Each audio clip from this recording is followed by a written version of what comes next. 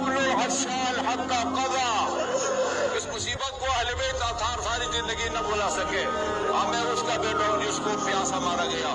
اس کے بعد جملہ مختر میں نہ پڑا ہوتا تو شاید میں بیان نہ کرتا. انا ابن المقبول من القفا.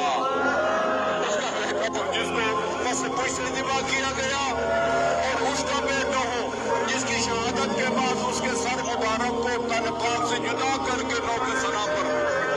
اور آخری مصیبت جس کو ساری زندگی سجاد نہ بھلا سکے، میں اس مظلوم باپ کا بیٹا ہوں جس کی شہادت کے بعد اسی کے اہل حرم کو، نبی کی نواسی اور علی کی بیٹیوں کو حسین کی شہادت کے بعد کربلا سے لے کر کوفہ اور کوفہ سے لے کر شام کے بازار کو پھرایا گیا. پہلا کوفہ کا ذکر آیا ہے، بس ایک روایت کا ٹکڑا.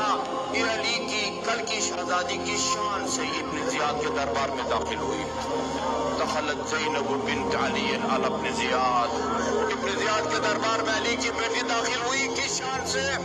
وہی فی ارذل ثیابہا. علی کی بیٹی کے بدن پر پرانا سا لباس تھا. تقطر وجہہا بکمہا. علی کی بیٹی نے اپنے آستین سے چہرے کا پردہ لأن خمارہا قد ظلم. اس لیے کہ اشادرے تو کربلا میں اشبرہ نے چھین لی تھی. ضاعف اللہ سن الدار ان ضحکت وآل احمد المظلومین قد قهروا ولا حول ولا قوة الا باللہ العلی العظیم.